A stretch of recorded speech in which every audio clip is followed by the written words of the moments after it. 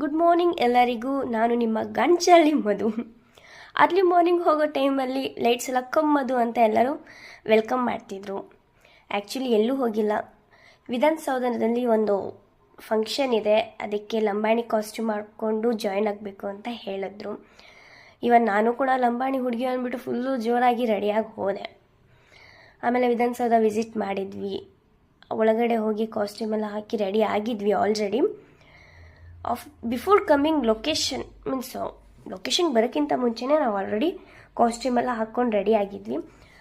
After costume ಆದಮೇಲೆ full ಮಿಂಚಿಂಗ್. ಅವ್ರ ಅಕ್ಕ ನನಗೆ ಡ್ಯಾನ್ಸ್ ಸ್ಟೆಪ್ಪು ಹಾಕಿ ಹಾಕಿ ಹಾಕಿ ಫುಲ್ಲು ಸುಸ್ತು.